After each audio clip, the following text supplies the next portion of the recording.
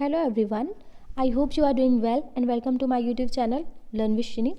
So what's the topic today? Our topic is visualizing the nation. मतलब आज हमने nation state पढ़ लिया, नेशनलिज्म की फीलिंग पढ़ ली, यूरोप में कैसे कैसे फीलिंग स्प्रेड हुई, वो सारा सब कुछ पढ़ लिया.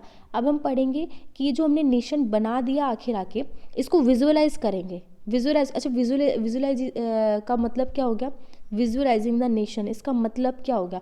मतलब हम यहाँ पे नेशन की एक इमेज क्रिएट करेंगे. एक इमेज आप बोल सकते हैं एक मेंटल इमेज क्रिएट करेंगे. ठीक है. तो आप मेंटल एक इमेज क्रिएट करना किसका? नेशन का. तो भाई नेशन का कैसे आप इमेज क्रिएट कर सकते हो? नेशन मीन्स आपने एक बड़ी सी टेरिटरी है, आपने उसको बोला है कि वो नेशन है, यहाँ के लोग मिलके एक नेशन को फॉर्म कर रहे हैं, तो उसको आप कैसे विजुअलाइज कर सकते हो? तो वो सारा सब कुछ हम लोग देखेंगे, कैसे हम लोग नेशन को कैसे एंशियंट टाइम से मीन्स हिस्ट्री में हमने कैसे कैसे नेशन को विजुअलाइज किया है. देन हम अपने इंडिया के कॉन्टेक्स्ट में भी थोड़ा सा देखेंगे. सो while it is easy enough to represent a ruler through a portrait or a statue, तो एक किसी इंसान की बात करनी है. देखिए पहले जब मोनार्किकल सिस्टम चल रहा था तो एक राजा हेड होता था, राजा सुप्रीम होता था. लेकिन जब नेशन स्टेट का कंसेप्ट आया तो वहाँ पे नेशन हेड होने लगा, मतलब कंट्री जो है वो सुप्रीम होने लगी.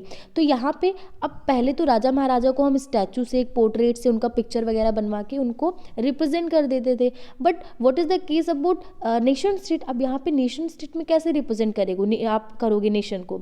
Okay. So how does one go about giving a face to a nation? आप नेशन को एक फेस कैसे दोगे? सो क्या होता है, artist in 18th and 19th century found a way out by personifying a nation. Personifying का मतलब समझते हैं? पर्सोनिफाइंग का मतलब होता है कि किसी भी थॉट को आप एक पर्सोनिफिकेशन देना, मतलब उसको एक एज अ पर्सनैलिटी पोर्ट्रेट कर देना. ठीक है, एज अ पर्सनैलिटी उसको पोर्ट्रेट कर देना, दैट इज़ पर्सोनिफाइंग. सपोज एक एग्जांपल देती हूँ आप लोगों को. जैसे आप लोगों के मन में कोई भी चीज़ें आती हैं, जैसे भगवान की बात ले लीजिए. भगवान में आप लोग के दिमाग में आते हैं कि भगवान को किसी ने नहीं देखा है, लेकिन भगवान को पर्सोनिफाई करके रख दिया गया है. ठीक है, आपने सोचा कि हाँ विष्णु भगवान है, तो विष्णु भगवान को आपको पता है कि हाँ वो उनको आप ऐसे पानी के बीच में सांप पर लेटे होंगे. तो डिफरेंट आप लोगों ने क्राइटेरिया बना के रखा है कि हाँ ये भगवान को ऐसे पर्सोनिफाई किया गया, ये भगवान को ऐसे. किसी ने देखा नहीं है. किसी ने देखा है? आपने देखा है? नो बेटा, किसी ने नहीं देखा है. सो पर्सोनिफाई, तो उसी तरह से नेशन को पर्सोनिफाई किया गया. ठीक है, कब से स्टार्ट हुआ ये चीज़ 18th and 19th सेंचुरी में. अच्छा, बेसिकली यहाँ पे क्या होता है कि जो आर्टिस्ट होते थे वहाँ पे आप लोगों ने कलेक्टिव आइडेंटिटी वाला सेंस पढ़ा है. तो इस तरह से कलेक्टिव आइडेंटिटी का जो सेंस था उसको डेवलप करने के लिए भी जो आर्टिस्ट लोग थे, क्योंकि हर तरह से लोग उसको डेवलप करना चाहते थे हर नेशन में. जैसे फिलोसफर्स वगैरह का आपने देखा था, जो वहाँ पे फ्रांस में फिलोसफर्स थे, फिलोसफर अपनी फिलोसफी से लोगों के अंदर डेवलप करते थे. अच्छा, फ्रांस के जो फिलोसफर थे, मेजर 3 फिलोसफर के नाम थे. आप लोग ज़रा फिलोसफर के नाम बताइएगा कि उन्होंने उनकी अपनी कौन सी बुक लिखी थी, कि उन्होंने एक तरह से फ्रांस में एक कलेक्टिव आइडेंटिटी को डेवलप करने के लिए उन्होंने वहाँ पे अपनी बुक में फिलॉसफीज बताई थी. तो 3 मेजर फिलोसफर्स थे. आप लोग ज़रा एक बार कमेंट करके बताइएगा. ये तो वैसे 9th की चीज़ है, बट एक बार चीज़ें रिमाइंड होती रहती हैं तो वो ज़रूरी है. सो आर्टिस्ट ने क्या किया, 18th and 19th सेंचुरी में उन्होंने नेशन को पर्सोनिफाई करना शुरू किया.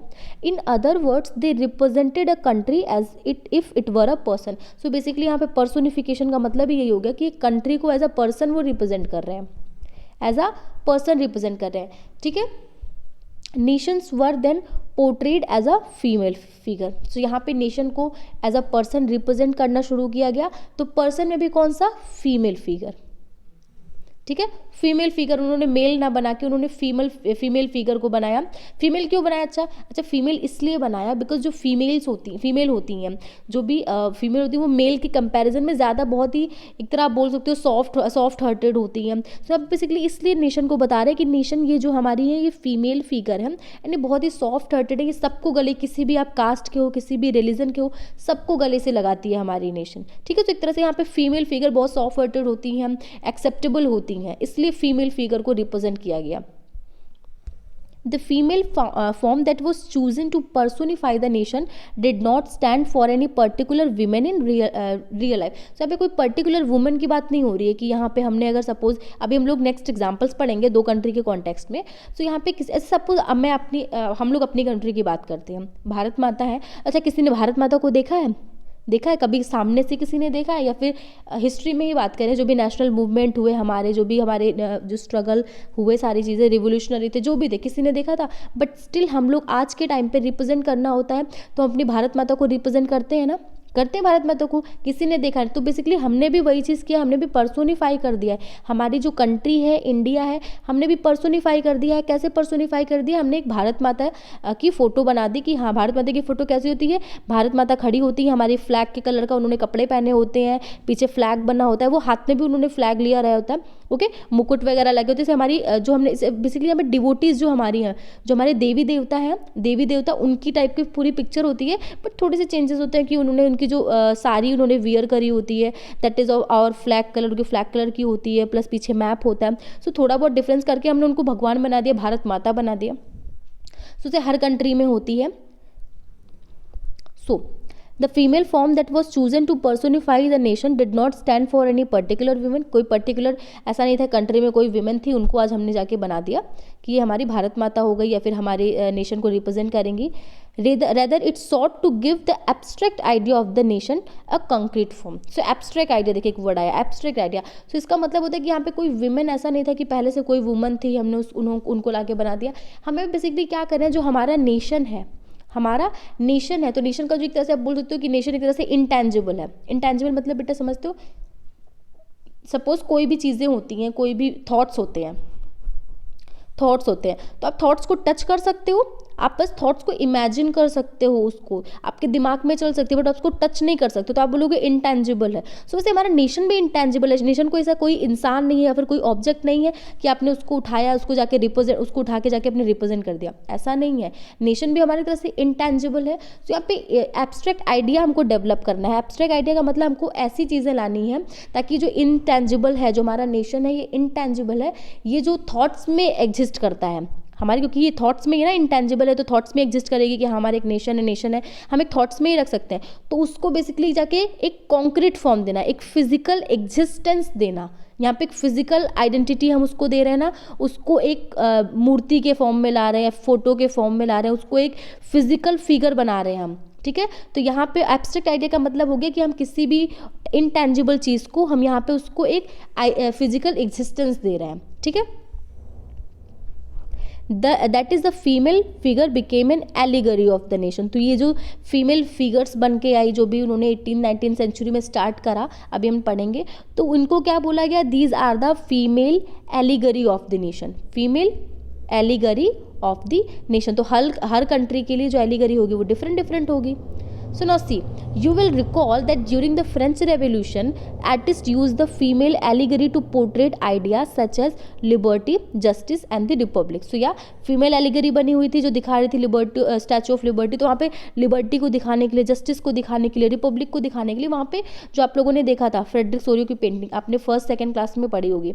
सो वो जो थी, वो उसमें जो फीमेल एलिगरी थी, फीमेल जो स्टैचू था, वो क्या दिखा रहा था, लिबर्टी को दिखा रहा था, जस्टिस को दिखा रहा था, एंड रिपब्लिक को दिखा रहा था।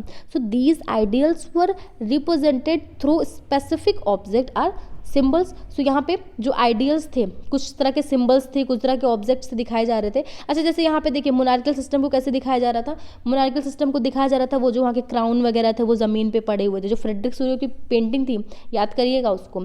So these as you remember the attributes of liberty as the red cap. So liberty का अगर आप लोगों ने 9th क्लास अच्छे से पढ़ा होगा, सो आपने देखा होगा कि लिबर्टी को रिप्रेजेंट करने के लिए एक तो रेड कैप थी, ठीक है, रेड कैप जो जैकोबिन्स ने भी पहनी थी, याद करिएगा, एंड ब्रोकन चेन थी। ब्रोकन चेन भी शो कर रहा था कि जो स्लेव हैं वो अब फ्री हो चुके हैं, ठीक है। एंड जो अगर जस्टिस की बात करें, यहाँ पे justice is generally a blindfolded women carrying a pair of weighing scale. So जो ये ब्लाइंड फोल्ड वुमन होती है, ये आज के टाइम पे भी है, हमारे जो भी हमारे कोर्ट्स वगैरह होते हैं, कोर्ट में अभी भी होती है कि ब्लाइंड फोल्डेड होती है एंड उसने वेइंग स्केल्स लिए होते हैं, ठीक है। तो यहाँ पे देख रहे हैं आप लोग कैसे जो एक थॉट्स हैं, एक तरह से आइडियल्स हैं, उनको कैसे हम लोग एक पर्सोनीफाई कर रहे हैं, उनको एक फॉर्म में एक फिजिकल एग्जिस्टेंस दे रहे हैं कि हाँ ये जस्टिस है। तो जस्टिस को हमने देखिए यहाँ पे खड़ा कर दिया कैसे, एक वुमेन की हेल्प से, कि वुमेन है, उन्होंने आँख पे पट्टी बांधी हुई है, ब्लाइंड फोल्डेड है and she is having a pair of weighing scales, okay. So now see the example. Similar female allegories were invented by artists in 19th century to represent the nation. So ऐसे ही 19th century में कुछ allegories बनी थी. Like example, first France का देखते हैं हम. France में कौन थी? Christian Marrion. क्रिश्चियन मैरियन ये कौन थी? एक तरह से एक क्रिश्चियन नाम था. उन्होंने, जैसे हमने भारत माता नाम रख दिया, तो उन्होंने एक पॉपुलर क्रिश्चियन नाम था, उन्होंने रख दिया. किसको ये रिप्रेजेंट कर रही थी? She was underline the idea of people's nation. तो यहाँ पे पीपल का जो नेशन था फ्रांस का, बेसिकली फ्रांस का जो नेशन था उसको ये रिप्रेजेंट कर रही थी. कौन थी? Christian Marianne. नाम याद रखिएगा आप लोग. Her characteristics were drawn from those of liberty and the republic. The red cap, the tricolor, the कॉकेट.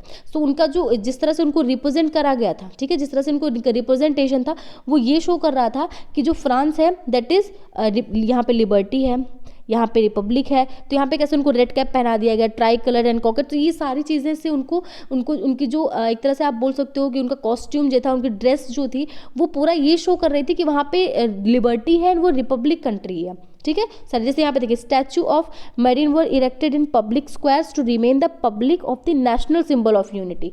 तो यहाँ पे जो भी इनके स्टैचूज होते थे, जो भी क्रिश्चियन मैरिन के जो भी स्टैचूज होते थे, उसको चौराहे वगैरह पे जाके लगा दिया जाता था, जिससे क्या होता था कि लोगों के माइंड में ये चीज़ आए कि हाँ ये हमारा नेशनल सिंबल है, ये हमारा, जैसे आप लोग कहीं फ्लैग देखते हो, इंडिया का फ्लैग देखते हो, फ्लैग भी एक तरह से हमने रिप्रेजेंट करा है. तो फ्लैग देखते हो तो आपके मन में तुरंत आता है ना, एक फीलिंग आती है कि हाँ ये हमारी कंट्री का फ्लैग है. ऐसे तो हार्ट बीट बढ़ती है ना, वो चीज़ आती है मन में कि हमारी कंट्री, यूनिटी की फीलिंग आती है कि ये हमारी कंट्री, हम अपने कंट्री में रह रहे हैं, this is our national symbol. ठीक है. सो वैसे ही वहाँ पे जो इनकी स्टैचू थी उसको लगा दिया गया, जिससे लोगों को मन में आए कि ठीक है हम अपनी कंट्री से बिलोंग करते हैं, एक यूनिटी की फीलिंग आए. And persuade them to identity with it. Marianne image were marked on coins and stamp. तो यहाँ पे जो उनकी इमेज थी उसको कॉइन्स पे, स्टैम्प्स पे भी लगाया गया. जैसे सिक्के वगैरह में लगते हैं तो वहाँ पे सिक्के, कॉइन्स थे, स्टैम्प्स थे, उसमें भी फ्रांस में इनकी इमेज को क्या किया गया, लगाया गया, जिससे लोगों के अंदर एक तरह से आए कि हम जो हैं इसी कंट्री से बिलोंग करते हैं, ये हमारी कंट्री की एक तरह से रिप्रेजेंट करती है हमारी कंट्री को. तो नेक्स्ट एग्जांपल देखते हैं जर्मनी के केस में. तो जर्मनी में जो फीमेल, अच्छा यहाँ पे फ्रांस का देखिए, यहाँ पे एक फिगर दिया हुआ है, आप लोग देख लीजिएगा ज़रा.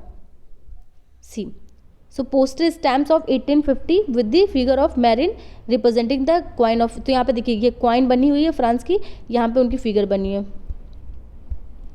तो similarly Germania became the allegory of the German nation. तो जर्मन नेशन की एलिगरी कौन होती है?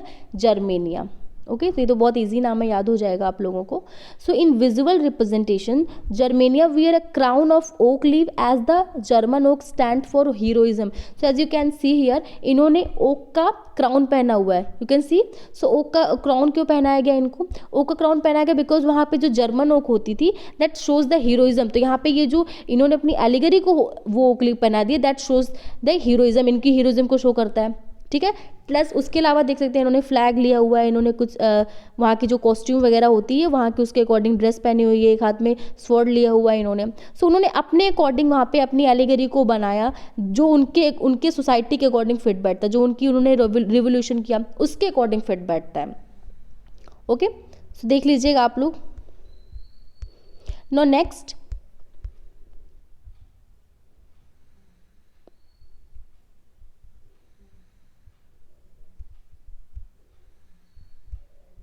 Nationalism and imperialism.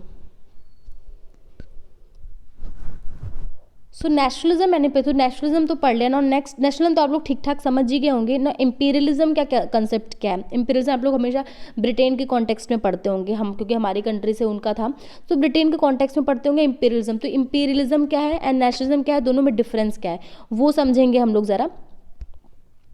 So by the last quarter of the 19th century nationalism no longer retain its idealistic liberal democratic sentiment of the first half of the century. So first half of the century में हमने क्या देखा था? हमने देखा था वो सारा कि जो फ्रांस के केस में हमने देखा था रेवोल्यूशन हुआ था, तो वहाँ पे 1830 में कैसे कंडीशन चेंज हुई, प्लस हमने यूरोप का भी देखा.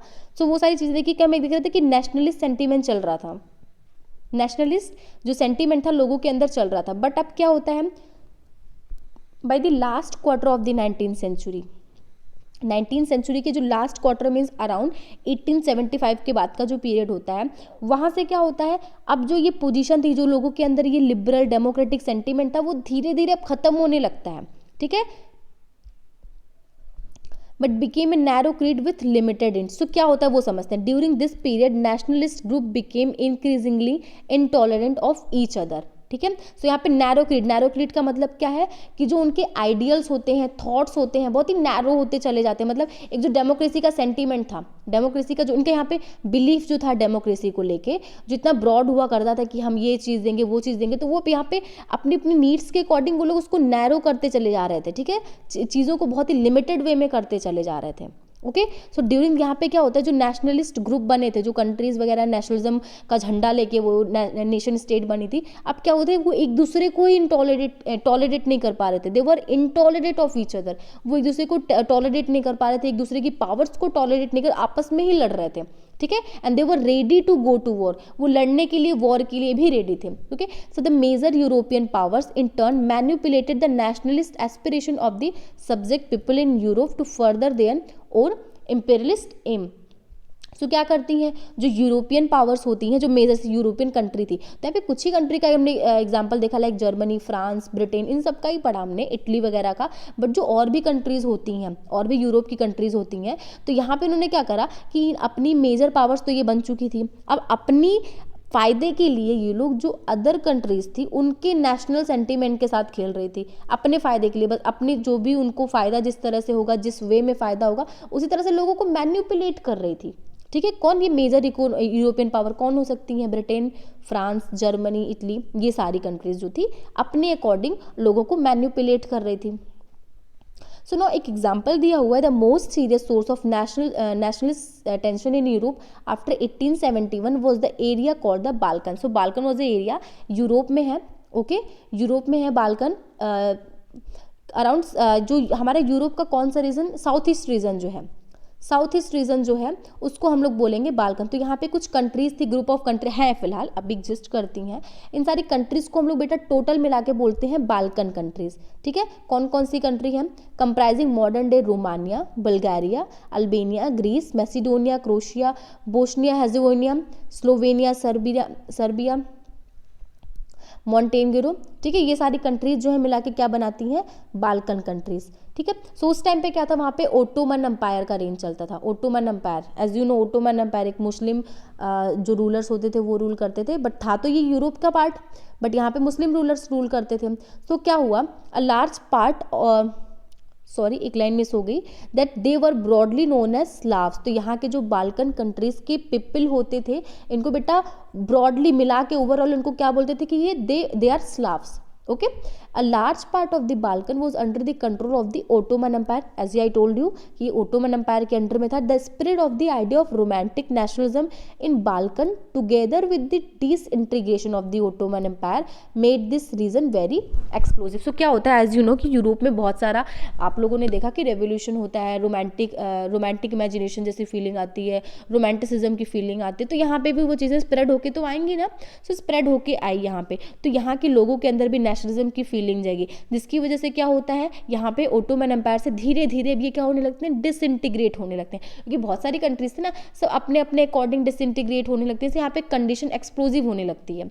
All through the 19th century the Ottoman empire had sought to strengthen itself through modernization and internal reforms but with very little success। so यहाँ पे जब चीज़ें देखते हैं कि जो ओटोमन एम्पायर के अंडर में सारी कंट्रीज थी, जो बाल्कन कंट्रीज थी, तो वो कोशिश कर रही हैं क्या होने की, वो लोग इंडिपेंडेंस होने की कोशिश कर रही हैं। ठीक है, यहाँ पे डिसइंटीग्रेशन हमने देखा थोड़ा बहुत होने लगा था, तो ओटोमन एम्पायर ने कुछ कोशिश करी कि अपनी पावर को वो कंटिन्यू रख पाए, अपनी पावर को स्ट्रेंथ करके रख पाए। बट उसकी जो भी जो आप बोल सकते हो कि उसने जो भी ट्राई किया, एफर्ट्स होते हैं, जो क्या एफर्ट किया उसने, मॉडर्नाइजेशन का एफर्ट किया, कुछ रिफॉर्म्स वगैरह लेके आए, बट वो कुछ खास सक्सेस नहीं मिलती है उसको। एंड वन बाय वन सारे जो भी यूरोपियन सब्जेक्ट नेशनलिस्ट होते हैं, मीन सारे जो ये छोटी छोटी सी कंट्रीज होती हैं, broke away from its control and declared independence. So finally जो कंट्रीज होती हैं बाल्कन की, अच्छा छोटी छोटी सी कंट्रीज होती हैं कैसे, क्योंकि देखिए ओटोमन एम्पायर में तो टोटल थी, बट क्या थी कि कुछ लोग कम्युनिटी होती है, कुछ लोग की हाँ एक पर्टिकुलर रिलीजन के लोग, हम सारे लोग की एथनिसिटी सेम है, तो लोग मैंने मिल के ग्रुप बनाया, लोगों ने इंडिपेंडेंट हो गए, ये एरिया इंडिपेंडेंट हो गया, तो यहाँ के लोगों ने ग्रुपिंग करके बनाया, तो ये तो ऐसे करके छोटी छोटी सी कंट्रीज निकल के आ जाती हैं। ठीक है, जो हम लोगों ने नाम पढ़े, स्लोवानिया, सर्बिया, ये सारी कंट्रीज। तो यहाँ पे सारी कंट्री धीरे धीरे इंडिपेंडेंट होने लगी। The Balkan people based their claims for independence और political reason on nationality and used history to prove that they had once been independent. तो यहाँ पे जो उन्होंने इंडिपेंडेंस होने के लिए लोगों को जो इकट्ठा किया, कलेक्टिव आइडेंटिटी लाई ना, वो कैसे इकट्ठा किया उन्होंने अपने लोगों से बोला कि हम लोग की हिस्ट्री सेम रह चुकी है, they had once been independent, हम लोग की हिस्ट्री सेम रह चुकी है और हम अपनी हिस्ट्री में क्या रह चुके हैं, इंडिपेंडेंट रह चुके हैं, इंडिपेंडेंट। अब आपसे ही कोई बोले कि हम लोग जैसे धीरे धीरे क्या होते हैं, लोग भूल जाते हैं। आपकी सपोज आप लोग पहले इंडिपेंडेंट थे, बीच में कोई एम्पायर आ गया, कोई एम्पायर ने आपको आगे कंट्रोल कर लिया, तो धीरे धीरे आपकी जो नेक्स्ट जनरेशन, देन अगेन जो नेक्स्ट जनरेशन आएगी उसको तो लगेगा कि हाँ हम इसी एम्पायर में ही, इसी के अंडर में ही रूल करते, मतलब इसके सब्जेक्ट ही थे, हम कभी इंडिपेंडेंट, उसको तो पता होगा नहीं क्योंकि उसके तो जो भी ग्रैंड फादर होंगे वो तो उन सबकी डेथ हो जाएगी, तो धीरे धीरे जनरेशन को नहीं पता चलता। सो इनको आगे से ही बोला गया कि जो आप थे वो आप पहले इंडिपेंडेंट थे, आप ऐसे ओटोमन एम्पायर के अंडर में नहीं थे। सो लोगों को लगा कि हम अगर हम इंडिपेंडेंट थे तो हमको भी अब भाई रेवोल्यूशन करना चाहिए, क्योंकि यूरोप में ऑलरेडी देख रहे थे कि यूरोप में रेवोल्यूशन वगैरह हो रहे थे, ठीक है। So hence the rebellious nationalist in the Balkan thought of their struggles as attempts to win back their long lost independence. So इन्होंने जो लॉन्ग अपना जो पुराना इंडिपेंडेंस को इन्होंने खो दिया था, उसको जीतने के लिए उन्होंने अटेम्प्ट्स स्टार्ट कर दिए, उन लोगों ने भी स्ट्रगल्स स्टार्ट कर दिए। कौन? जो यहाँ के बाल्कन रीजन के लोग थे, जिनको हम लोग स्लाव्स बोलते हैं। Okay, I hope it's clear. So क्या होता है, उन्होंने चलिए ठीक है ठान लिया कि चलिए हमको होना है। So as the different Slavic nationalist struggle to define their identity and independence. तो जैसे से वो कोशिश करते हैं, तो यहाँ पे आप लोग देखो कि भाई हर कंट्री कोशिश कर रही है, हर जगह पे इतना कोशिश हो रही है आपस में। एक तो आपस में वो लोग लड़ रहे हैं, आपस में भी लड़ रहे हैं कि एक दूसरे को चाहते हैं कि हम आपस में लड़ झगड़ के टेरिटरी बढ़ाना चाहते हैं। प्लस उन्होंने ओटोमन एम्पायर से खुद को निकाला है। तो तरह एक इंटेंस कॉन्फ्लिक्ट का रीजन बन गया था। यहाँ पे इतने सारे कॉन्फ्लिक्ट्स हो रहे हैं कि यहाँ पे अनस्टेबिलिटी जैसी कंडीशन आ गई है, ठीक है। So the Balkan states were fiercely jealous of each other. वो एक दूसरे से ही जेलस थे, मैंने बताया कि वो एक दूसरे से ही जेलस थे। वो चाहते थे कि एक दूसरे की टेरिटरी ले ले, कि भाई टेरिटरी जितनी आएगी उतनी ही पावर हमारी बढ़ेगी। छोटी छोटी तो कंट्रीज होती थी, सो एक्सपेंशन का कोशिश करते थे। So matters were further complicated because the Balkans also became the scene of big power rivalry. So यहाँ पे जो बड़ी बड़ी सी कंट्रीज़ होती हैं, बड़ी बड़ी सी यूरोप में पावर्स थी, लाइक आप बोल सकते हो ब्रिटेन थी, फ्रांस थी, रशिया थी, ये सब लोग भी अब आने लगी यहाँ पे। कैसे कैसे भाई छोटे छोटे से आप लोग लड़ रहे हो, आपस में लड़ रहे हो, तो ये भी आएंगे कुछ फ़ायदा उठाने के लिए। क्या फ़ायदा होता है अभी हम लोग देखेंगे। सो यहाँ पे ब्रिटेन, आपको पता है ब्रिटेन एंड फ्रांस की कितनी ज़्यादा राइवलरी थी, एक दूसरे के राइवल हैं, एनिमी हैं दोनों, ब्रिटेन एंड फ्रांस। सो यहाँ पे भी आके सपोर्ट करने लगी। यहाँ पे कोई किसी कंट्री को सपोर्ट कर रहा है, कोई किसी कंट्री को सपोर्ट कर रहा है। So during this period that there was intense rivalry among the European power over trade and colonies। तो यहाँ पे ब्रिटेन को, आपने पता है ब्रिटेन की भी कॉलोनी थी, फ्रांस की भी कॉलोनी थी। तो कॉलोनी के चक्कर में एक तो आपस में उन लोगों के बीच में लड़ाई लगी रहती थी कि हाँ उस कॉलोनी पे किसने, क्योंकि यहाँ पे उनको रिसोर्सेज इतने ज़्यादा मिल रहे थे, एक मार्केट मिल रहा था, फायदे इतने, प्रॉफिट इतने थे कि वो आपस में लड़ने लगते थे, आपस में इनके बीच में लड़ाई होने लगती। क्योंकि एक तरह से डेवलपमेंट की बात करें तो वो यूरोप में ही हुआ था, तो ये जाके हर जगह फ़ायदा उठा रही थी, कॉलोनी बना रही थी। तो यहाँ पे कॉलोनी के चक्कर में, ट्रेड के चक्कर में, मिलिट्री के चक्कर में, यहाँ पे ऑलरेडी इन लोगों में एक दूसरे के एनिमी बने हुए थे। So these rivalries were very evident in the way of the Balkan problem unfolded। So यहाँ पे क्या होता है कि जो बाल्कन वाली प्रॉब्लम आती है तो इनकी राइवलरी और ज़्यादा बढ़ जाती है, ठीक है। जैसे each power Russia, Germany, England, Austria, Hungary was keen on countering the hold of other powers over the Balkan. तो यहाँ पे क्या होता था कि जो कंट्रीज होती थी यहाँ पे मेजर पावर्स थी, जैसे रशिया थी, जर्मनी थी, इंग्लैंड थी, ये क्या कोशिश करती थी कि एक दूसरे की, एक खुद कोशिश करती कि कोई दूसरी मेजर पावर जाके बाल्कन पे कंट्रोल ना कर पाए, ठीक है। वो चाहते थे कि बाल्कन पे हमारा कंट्रोल हो। यहाँ पे देखिए, यहाँ पे अब एक दूसरे से ही लड़ रहे हैं। पहले तो नेशनलिस्ट खेल रहे थे, अभी नेशनलिस्ट खेल लिया, अब चलो आपस में ही लड़ रहे थे। तो खुद से ही लड़ रहे हैं, एक दूसरे से लड़ रहे हैं कि हमको पावर ज़्यादा चाहिए, वो कह रहा है हमको, हम आई am the supreme, the other कह रहा है कि आई एम द सुप्रीम। एक दूसरे से ही लड़ रहे हैं कि उनको ज़्यादा से ज़्यादा एरिया पे कंट्रोल कर सके। So this led to a series of war in the region and finally the first world war. So see यहाँ पे फर्स्ट वर्ल्ड वॉर होता है। फर्स्ट वर्ल्ड वॉर कब हुआ था? फर्स्ट वर्ल्ड वॉर बताइएगा जरा। First world war and second world war दोनों के ईयर बताइए, क्योंकि ऐसा तो था नहीं बस एक दिन के लिए हुआ था वॉर, एक सीरीज चली थी, टाइम पीरियड था, अच्छा खासा गैप था। सो बताइएगा फर्स्ट का भी एंड सेकेंड का, दोनों के टाइम पीरियड बताइएगा, ठीक है। टाइम पीरियड बताइएगा एंड अगर आपको पता हो, चलिए ठीक है वो जाने दीजिए, वो ज़्यादा हो जाएगा कंट्रीज़ वगैरह के नाम। चलिए next, so nationalism align with imperialism. तो अब देखिए यहाँ पे आ रहा है इंपीरियलिज्म। तो इंपीरियलिज्म आप लोग यहाँ पे समझिए कि इंपीरियलिज्म का मतलब क्या हो गया।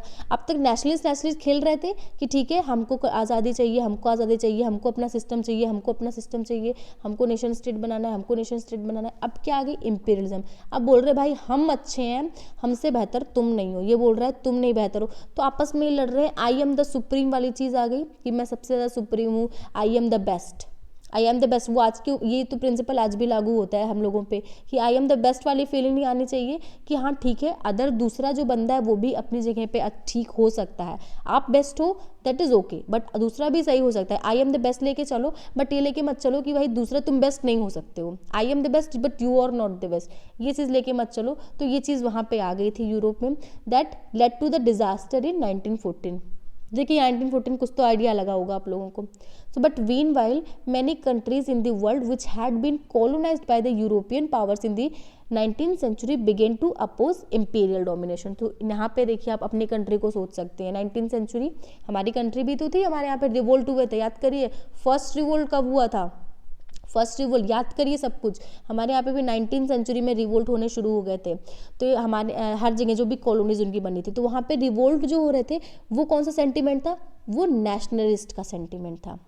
देखिए यहाँ पे एक नेशनलिज्म भी चल रही है, इंपीरियलिज्म भी चल रही है, दोनों पैरेलल चल रहे हैं। ये चल रही है यूरोप में, ये चल रही है कॉलोनीज में। यूरोप में चल रही है इंपीरियलिज्म एंड यहाँ पे चल रही है कॉलोनिज्म। सो यहाँ पे जो इंपीरियलिज्म का सिस्टम यूरोप ने लगा के रखा था उसकी वजह से जो उनकी कॉलोनीज थी वहाँ पे उसके अगेंस्ट इंपीरियल डोमिनेशन के अगेंस्ट नेशनलिस्ट सेंटीमेंट लेके कॉलोनीज ने क्या किया, मूवमेंट किया, स्ट्रगल किया। द एंटी इंपीरियल मूवमेंट, देखिए यहाँ पे इसको बोल दिया गया सीधा सीधा, कौन सा वर्ड यूज किया गया है, anti imperial movement that developed everywhere were nationalist. So it is clear. ये लाइन बहुत अच्छी लाइन है। द एंटी, देखिए यहाँ पे एक लाइन में ही सब कुछ बोल दिया गया है। The anti imperial movement that developed everywhere were nationalist in the sense that they all struggle to form independent nation state.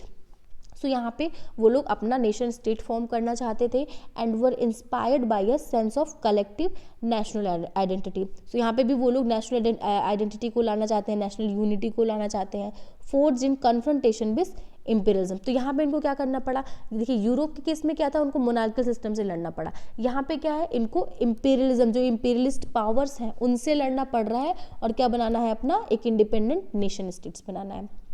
So European ideas of nationalism were nowhere replicated. So यहाँ पे इस जो colonies थी यहाँ पे जो nationalist की feeling थी, जो भी स्ट्रगल चल रहा था वहाँ पे ऐसा नहीं था कि यूरोपियन आइडिया को ही फॉलो किया जा रहा है, यूरोपियन आइडिया को, आइडियाज़ को, आइडियल्स को यहाँ पे रिपीट नहीं हो रहा था। यहाँ पे for people everywhere develop their own specific variety. तो हर जगह हर कॉलोनी में अपनी अपनी वेराइटी से सबकी अपने अपने तरीके थे नेशनलिज्म को फीलिंग को लाने के लिए, कलेक्टिव आइडेंटिटी को लाने के लिए, सबके अपने अपने तरीके थे।